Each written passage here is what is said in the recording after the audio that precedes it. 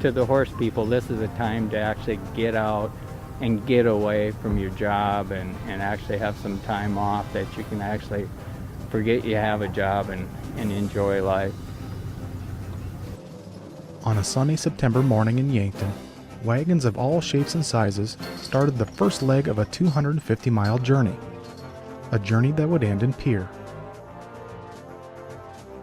With nearly 50 wagons in tow, stretching out over a mile long, they were making the ride that thousands of pioneers who settled South Dakota had accomplished before them over a century ago. Normally we wouldn't make a wagon train this long. This is way too long. But South Dakota is only 125 in 1 year. Wagon master Gerald Kessler, who's participated in over 100 wagon trains, says coordinating the 125th Centennial Anniversary wagon train started at its destination of Pierre. I went to the governor's office and I said, I'll do this only if I get the governor's backing. And they said, what do you need? And I wrote the letter, and then he wrote it up and signed it. I got that back in May of 2013 already. It's taken me over a year and a half to put it together. Once Kessler got the nod from the governor's office, he began mapping the route, trying to find communities along the way that would be willing to provide the necessary accommodations for the wagon train participants.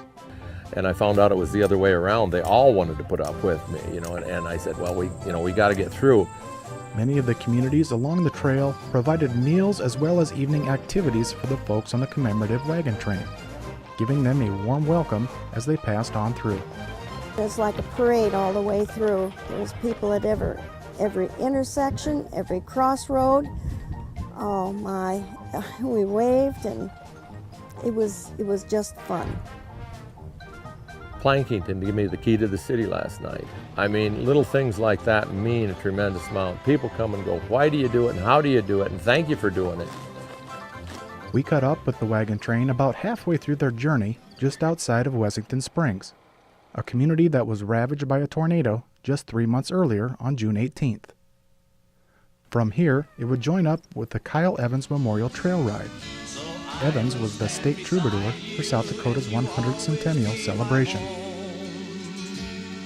God bless you and protect you, this land I call my own. This is actually the first year of the Kyle Evans ride in reverse.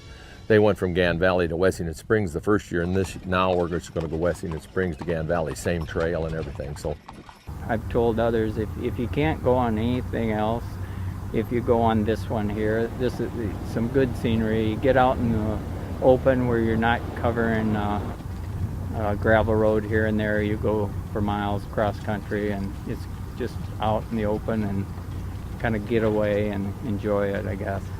Best part of going cross country is some challenges, and most of these drivers are experienced drivers, and challenging them and challenge our team a little bit to pull or to hold or whatever. And one of the biggest things is that you're used to, well, we're going 16 miles today. Oh, that, our mentality is, oh, that'll only take us 20 minutes.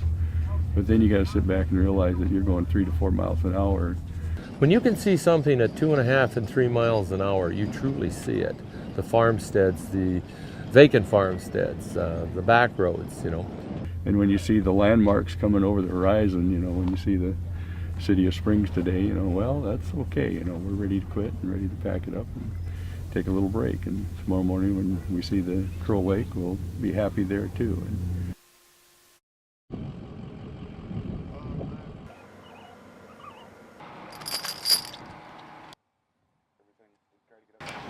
Up at 6 in the morning. Then we feed ourselves, harness the horses, and take off down the trail. After turning south off of Highway 34, they would intersect with the Nobles Trail, known as the first highway in South Dakota that was proposed in the 1850s. This part of the trail is about as close as you could get to experience what life was like during territorial days, which is the reason why some people chose to sign up for the ride. South Dakota history isn't so old that you can't find the marks, the trails. I guess just if they've never done it and just watched it, they need to come and do it because it's a good way of life. So, like I've always said, I was born 100 years too late. So I can't believe they did this 150 years ago, and that's how they traveled. I mean, I'm sitting there in the back of that wagon, and it was a pretty smooth ride, but I can imagine it was much different back then, and how they must have froze, or, when it was hot, how it must have overwhelmed them, the heat. So just kind of cool experiencing what people experienced way back all those years ago. Bill, what's your favorite part of being on the trail rides? Being alive. Being alive and being with friends. And being out here in the open. My dad was being a big horseman who passed away in the last couple months.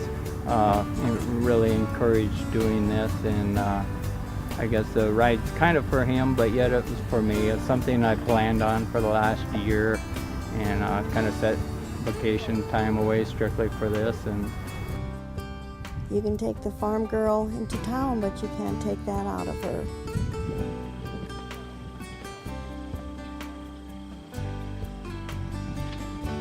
Hi, Mom.